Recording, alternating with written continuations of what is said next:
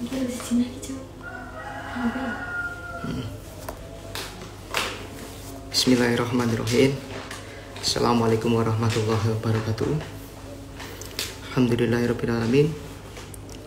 Wassalatu wassalamu ala asyrofil anbiya'i wal mursalin sayyidina Muhammadin wa ala alihi washabihi ajmain. Amma ba'du.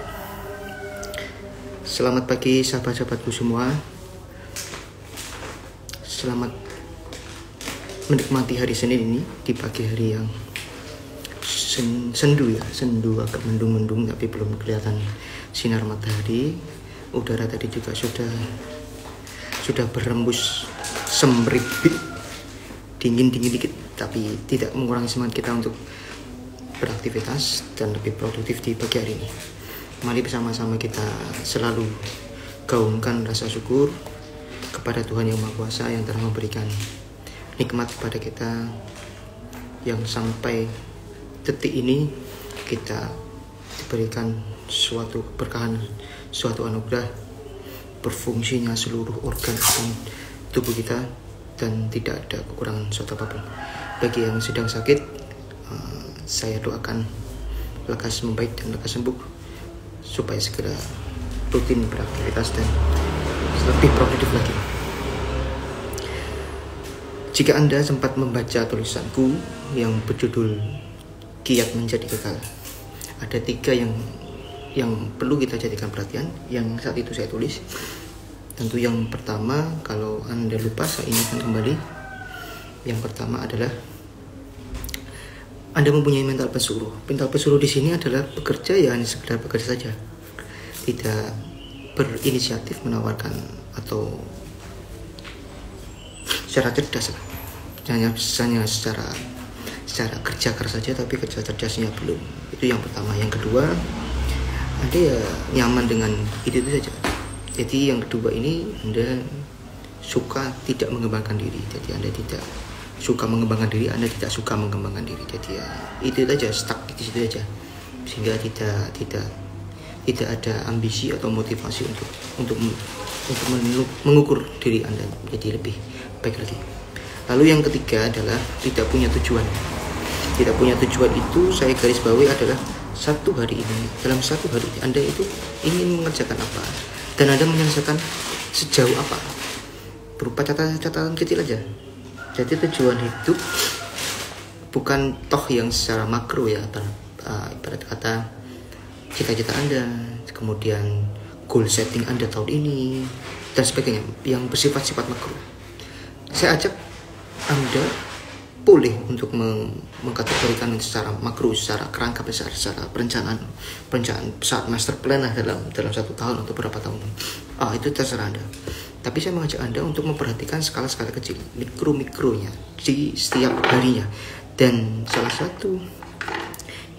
satu strategi untuk menghidupkan mikro-mikro itu adalah tentu Anda punya tujuan. Hari ini mau mengerjakan apa? Kemudian sore harinya Anda sudah mengerjakan apa, Anda catat. Dan itu sangat penting sekali untuk motivasi diri. Jadi ketika sore Anda sudah selesai mengerjakan semuanya dan Anda coret-coret, itu ada kepuasan tersendiri. Dan itu kalau Anda eskalasikan setiap hari Anda tekuni itu, tentu akan ada perubahan yang besar. Dan tujuan hidup yang makro itu akan tersupport dengan baik ketika dalam hariannya, dalam skala mikro Anda berhasil.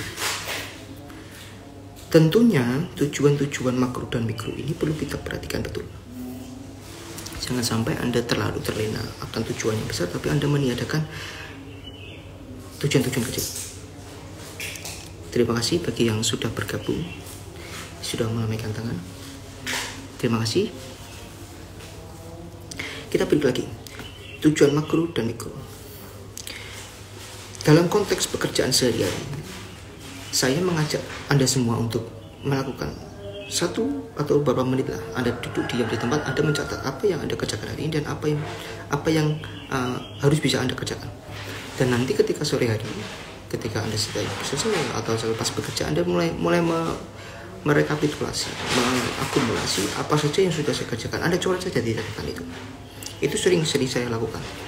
sering saya lakukan, dan ketertiban itu mengubah diri Anda secara perlahan untuk siap dalam hal yang lebih besar lagi.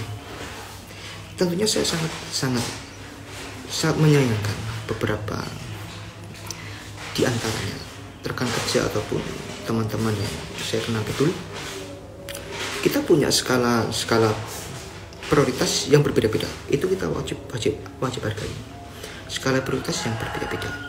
Kalau saya pribadi, ketika saya meminta tolong dalam skala pekerjaan yang ringan, saya punya standar, saya punya batasan bahwa dia mampu mengerjakan itu dalam kurun berapa hari. Kita punya yang skala ringan, skala medium, dan dengan skala berat. Skala beratnya ini yang kita akan tawarkan. Anda bisa mengerjakan itu berapa hari. Itu kan wajar saja kalau Anda sudah profesional di situ. Tapi kalau dalam ukuran saya, ringannya itu minimalnya 3 hari. Kalau orang yang lain mungkin berbeda. Mungkin bisa seminggu atau skala ringan, atau mungkin bahkan 1 hari, atau bisa jam. Jadi Anda ketika dimintain tolong suatu pekerjaan, bisa bergerak dalam hitungan jam. Anda harus selesaikan itu. Kalau menurut saya, sejauh yang saya temui, skala prioritas kerja ringan itu minimal 3 hari. Kalau 3 hari itu tidak ada kabar, tidak ada feedback, berarti ya mohon maaf, saya dengan berat hati menyatakan bahwa Anda tidak capable untuk memanajemen waktu. Itu tegas sekali, itu jelas, harus jelas, karena kita punya standar. Apalagi Anda berkata Anda profesional di bidang Anda meyakini profesi Anda itu pekerjaan yang rutinitas sehari-hari.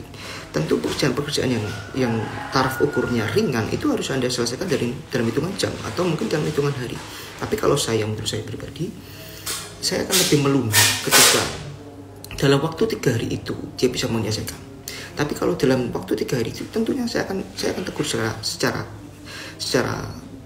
tegas bahwa ya itu akan terstandar oleh diri Anda sendiri, bahwa Anda harus paham betul dunia ini bekerja dengan model yang seperti itu. Jadi kalau 3 hari Anda tidak bisa memfeedback dengan baik apa yang menjadi tugas Anda dan menjadi beban pekerjaan Anda yang dibebankan kepada Anda, ya mohon maaf, Anda tidak capable. Tidak capable itu karena Anda tidak mau berubah. Tapi kalau Anda sedang ingin berubah, mungkin saya akan mengkategorikan Anda itu belum capable. Nah itu penting sekali. Itu dasar dari tujuan yang sehari-hari kita harus kerjakan. Secara mikro saja dulu. Jangan kita bicara yang secara makro, biar Anda tidak terdistraksi dengan hal yang besar, hal kecil Anda lewatkan. Jadi pentingnya tadi tujuan itu ada tujuan secara mikro kecil, dan Anda kalau boleh saya sarankan, silakan catat. Silahkan tulis apa yang Anda kerjakan hari ini 1 menit 2 menit di awal sebelum Anda memulakan pekerjaan. Setelah itu baru selepas pekerjaan selesai atau selepas sore harinya ketika Anda ingin pulang, Anda merekap semua. Sudahkah saya mengerjakan poin-poin list yang saya catat di pagi hari? Tentu itu akan lebih efektif. Menurut hemat saya sendiri, ketika saya diberikan suatu pekerjaan dan ketika Anda sudah cukup melakukan catatan itu tiap harinya, Anda akan mulai bertanya, ini deadline-nya kapan? Kan begitu. Itu rutin saya lakukan. Deadline pekerjaannya kapan? Itu bukan toh untuk keren-kerenan bahwa saya bisa mengerjakan itu dengan lebih cepat, tidak. Saya berusaha betul menjaga kepercayaan dan menjaga produktivitas speed bekerja saya. Jadi ketika saya bertanya deadline, itu bukan karena untuk keren-kerenan, ini harus segera saya kerjakan dan bisa saya kerjakan cepat, tidak. Itu hanya sebagai acuan saya untuk menentukan skala prioritas di hari itu. Jadi ketika Anda sudah mencatat semua skala prioritas dan ternyata skala prioritas itu dalam 1 hari itu harus dikerjakan, maka perlu Anda catatkan. Kalau tidak, Anda akan stres sendiri. Anda belum tahu masalahnya apa, tapi Anda sudah stres, itu salah. Menurut saya salah sekali. Jadi Anda harus paham dulu apa yang menjadi problem-problem Anda di harian itu, dan Anda catat, dan Anda akan lokalisir. Anda akan pilih, mana yang harus dikerjakan ini, mana yang harus dikerjakan nanti, dan mana yang harus dikerjakan 2 hari, 3 hari. Itu menurut saya. Jadi Anda saya ajak untuk itu, dan saya mengajak betul, karena problem-problem kita itu sangat mendasar sekali. Dewasa ini, remaja-remaja saat ini, mereka tidak kuat untuk diberikan suatu task atau suatu tugas, suatu pekerjaan yang beruntun dan kerjakan harian. Itu sangat lemah sekali. Maka di setiap sesi kelas saya sering mengingatkan kepada anak-anak, untuk buatlah satu catatan, satu list apa yang Anda kerjakan hari ini dan sore harinya Anda coret. Itu penting sekali karena tiada bukan bahwa saya mengajak Anda semua untuk memanajemen waktu. Terima kasih bagi yang sudah bergabung. Oke, kita bicara manajemen waktu. Jadi ketika Anda sudah siap untuk manajemen waktu dan Anda siap mencatat struktur pekerjaan harian Anda dan nantinya Anda akan pilih satu-satu prioritas mana dan Anda kerjakan satu-satu, artinya Anda sudah harus meyakinkan diri Anda bahwa saya perlu multitasking di hari itu. Anda harus tertib mengerjakan apa yang menurut Anda prioritas dan skala beratnya yang mana dulu yang Anda kerjakan. Anda harus pahami itu dan Anda harus gerakkan semangat motivasi diri Anda untuk mantap. Oh, saya harus bisa multitask.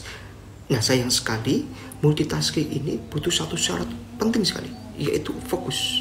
Sejauh mana Anda memanajemen fokus atau manajemen atensi. Ini yang akan kita bahas hari ini. Manajemen atensi. Manajemen waktu itu bisa berhasil atau gagal tidaknya tergantung Anda memanajemen waktu. Memanajemen atensi tadi. Memanajemen waktu itu adalah level pertama yang harus Anda lewati. Jadi Anda tulis semuanya, Anda prioritaskan satu-satu, dan kemudian setelah itu Anda harus mengupgrade kepada level yang kedua, yaitu manajemen atensi. Dan menurut riset, rata-rata sejauh yang saya baca menurut riset, kita sangat lemah sekali dalam menentukan atau memberikan perhatian. Dari keseharian memang sangat banyak sekali media informasi atau berita-berita yang mendistraksi pikiran-pikiran kita, sehingga kita banyak butuh, berdasarkan riset tadi, 8 detik untuk jeda atensinya. Jadi 8 detik kita langsung beralih lagi, 8 detik kita beralih lagi. Nah, itu sangat mendistraksi sekali. Jadi kita kehilangan daya fokus, dan penting sekali Anda untuk manajemen atensi tadi untuk melengkapi manajemen waktu yang sudah Anda susun, jadi lebih produktif. Itu yang perlu kita garis bawahi bersama. Lalu apa sih yang dinamakan manajemen atensi? Manajemen atensi itu adalah, kalau kita bisa ringkas, bagaimana cara kita mengontrol gangguan-gangguan yang ada, kemudian berusaha untuk fokus supaya produktif. Intinya seperti itu. Bagaimana kita mengontrol gangguan-gangguan yang ada supaya bisa produktif. Dan di situ ada kata kuncinya adalah fokus. Nah, saya membagikan kepada Anda syarat-syarat atau strategi. Syukur Anda bisa terapkan, dan alhamdulillah kalau Anda sudah menerapkan ini. Untuk atensi ini, manajemen atensi, syaratnya hanya 2. Yang pertama yaitu 1, tentu Anda harus mengetahui prioritas Anda, pekerjaan Anda, dengan cara membuat daftar pekerjaan list harian tadi. Dari secara mikro tadi, Anda harus tahu itu, Anda harus catat dulu, Anda selesaikan yang mana dan Anda tuntaskan yang mana. Itu Anda harus tertib di situ. Kemudian standar yang kedua adalah kenali yang namanya multitasking itu. Multitasking itu ada tekniknya. Jadi beberapa literasi menyatakan bahwa Anda harus bisa melepaskan multitasking. Sebetulnya kalau kita bisa kelola itu dengan baik, multitasking itu kalau kita tahu formulanya, itu tentu akan menjadi benefit tersendiri bagi kita. Lalu apa sih sifat-sifat dari multitasking tersebut? Jadi saya ulangi, untuk bisa mengarahkan fokus Anda lebih baik, memanajemen atensi Anda lebih baik, ada 2 hal yang saya ceritakan kepada Anda, saya ajukan kepada Anda. Syukur Anda bisa menjalani itu. Yang pertama adalah ketahui prioritas. Ketahui dulu apa yang menjadi pekerjaan yang besar dan hari itu harus Anda selesaikan. Itu penting sekali. Sebetulnya untuk motivasi saja, push the limit Anda, catatan Anda itu sejauh mana Anda bisa kerjakan itu. Dulu saya sehari itu bisa sampai 10 list yang saya catat. Dulu waktu saya masih bekerja di kontraktor, 10 list itu. Dan sekarang ketika sudah bergeser kepada dunia pendidikan atau mengajar, hanya beberapa list saja, tidak sampai 10. Artinya apa? Artinya beban pekerjaan saya berkurang, cuman speed saya tetap stabil. 5 itu ternyata skalanya luar biasa sekali, berat sekali, hampir sama dengan 10 list tadi yang saya katakan.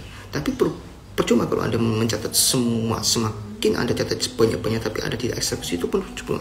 Yang penting ada speed Anda untuk menyelesaikan itu. Dan saya berusaha untuk speed itu tetap terkontrol sampai dengan hari ini. Sehingga kalau ada pekerjaan-pekerjaan dadakan yang mungkin menuntut saya untuk lebih banyak melakukan effort, satu hari itu masih tersisa. Itu penting sekali dalam kategori menentukan prioritas. Yang kedua adalah kenali dengan betul sifat dari pekerjaan yang multitasking atau formula multitasking. Multitasking itu intinya adalah mengatur fokus, memberi perhatian kepada poin-poin yang Anda pentingkan. Kalau kita bicara untuk fokus itu ada dua hal. Fokus yang bersifat habit dan fokus yang bersifat kompleks. Dan ada beberapa literatur yang menyatakan ada fokus yang bersifat medium. Nah, tergantung Anda mengklasifikasikannya seperti apa. Fokus yang bersifat habitual itu adalah fokus atau kebiasaan yang kita bisa lakukan itu tanpa memberikan perhatian lebih. Contoh semisal mendengarkan musik, kemudian bernyanyi, itu tidak membutuhkan fokus yang terlalu tinggi. Kemudian ada fokus atau hal yang kompleks, tugas-tugas yang kompleks. Selain tadi habitual, tugas-tugas habitual yang menuntut fokus ke sana, ke habitualnya, yang ringan-ringan saja. Kemudian yang kompleks itu seperti contoh Anda mengerjakan tugas, Anda menganalisis sesuatu, Anda mengerjakan skripsi, itu sangat kompleks sekali. Dan mungkin Anda ketika berbicara di depan kelas, public speaking, mungkin di situ itu ada pekerjaan-pekerjaan yang kompleks, dan itu tidak bisa diselingi dengan kegiatan-kegiatan yang lain. Dan di tengah-tengahnya ada medium task atau pekerjaan yang menuntut fokus Anda untuk tingkat yang medium. Jadi saya ulangi, untuk bisa fokus itu ada beberapa tugas. Tugas-tugas itu kita bagikan menjadi 3, yaitu yang pertama tugas secara habitual, tugas yang kompleks, yang ketiga ada tugas yang medium. Nah, kalau misal dari tugas habitual kita berikan kode variabel habitual, kemudian untuk kompleks kita berikan kode C, kemudian untuk medium kita berikan kode M. Nah, syarat sukses tidaknya multitasking Anda harus bergerak dalam formula yang diantara kombinasi itu Anda bisa selingi. Contoh, jangan Anda paksakan diri Anda untuk menerima kompleks task atau tugas kompleks ditambah tugas kompleks. Jadi formulanya C plus C itu tentu akan Anda pusing dan Anda akan stres sendiri. Anda tidak bisa multitasking di situ karena tugas kompleks itu tidak bisa diselingi dengan pekerjaan lain. Anda butuh fokus, misal membuat anggaran biaya rumah atau membuat laporan analisa struktur, membuat modeling, itu tidak bisa Anda selingi dengan dua pekerjaan yang sifatnya kompleks juga. Itu formula yang pertama. Formula kedua, Anda disarankan untuk mengerjakan multitasking itu dengan variabel H plus C. Artinya tugas habitualnya ditambah tugas kompleks, itu masih logis. Jadi multitasking Anda bergerak di formulasi H plus C, habitual task dan kompleks task. Habitual tugas habitual dan tugas kompleks itu masih memungkinkan. Misal contoh, habitual itu mungkin kita mendengarkan musik, hanya mendengarkan musik. C-nya kompleks tugasnya itu misal Anda mengerjakan skripsi. Jadi ketika Anda mengerjakan skripsi, Anda melakukannya dengan mendengarkan musik. Nah, multitasking itu yang disarankan. Jadi jangan paksa diri Anda untuk memultitaskingkan pekerjaan variabel kompleks dengan kompleks. Itu cenderung yang sering kita lakukan akhir-akhir ini. Bagaimana kalau kompleks dengan medium? Nah, tentunya Anda harus memilah dulu pekerjaan yang medium, yang menuntut fokus yang setengah-tengah itu. Bisa nggak Anda kombinasikan dengan pekerjaan yang menuntut kompleksivitas? Itu tergantung Anda sendiri. Kalau saya pribadi menyarankan formulasi untuk bisa sukses tidaknya multitasking Anda itu ya tentu kombinasi H ditambah kombinasi C, atau kombinasi H ditambah kombinasi H, habitual task dengan habitual task. Contoh, Anda mendengarkan musik dan Anda menyanyi, itu habitual task semua, dan itu contoh multitasking yang disarankan. Jadi saya resume kembali. Sesukses apapun Anda memanajemen waktu, tapi kalau Anda masih gagal, masih kurang memberikan perhatian atau memanajemen atensi, tentu Anda tidak produktif. Itu garis bawahnya. Dan untuk mencapai produktivitas yang baik, tentu Anda harus pahami betul bagaimana manajemen atensi itu dilakukan. Manajemen atensi itu berfokus kepada pekerjaan-pekerjaan yang notabene Anda singkirkan gangguan-gangguan itu di dalamnya. Jadi, how to control gangguan yang ada, kemudian Anda bisa fokus. Supaya apa? Supaya lebih produktif. Nah, multitasking itu adalah salah satu syaratnya. Yang pertama tadi adalah kenali prioritas. Saya ajak Anda untuk buat catatan. Catatan-catatan kecil, tiap harian Anda kerjakan apa saja dan Anda coret setelah Anda mengerjakan itu. Itu penting untuk bisa manajemen atensi, menentukan skala prioritas. Yang kedua adalah kenali sifat multitasking itu. Multitasking itu ada tekniknya, ada formulanya. Jadi jangan Anda double-double pekerjaan tapi Anda tidak tahu variabel apa yang Anda tambahkan. Variabel untuk manajemen atensi dan di poin multitasking ada 3. Yang pertama adalah 1. Kenali tugas-tugas yang sifatnya habitual. Yang kedua, kenali tugas-tugas yang sifatnya kompleks. Yang ketiga, kenali tugas-tugas yang sifatnya medium. Kalau kita berikan simbol parameter habitual, itu kita simbolkan H, kompleks kita simbolkan C, kemudian medium task atau tugas medium kita simbolkan M. Multitasking bisa terjadi dengan baik ketika Anda memformulasikan kegiatan variabel H dengan variabel H atau kegiatan variabel H dengan kegiatan variabel C.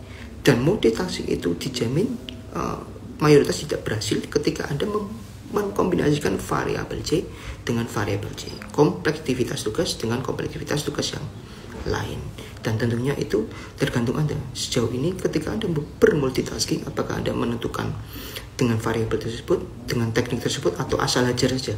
Kalau Anda asal hajar saja, tentu Anda perlahan-perlahan Anda akan lelah dan Anda akan berkurang produktivitasnya.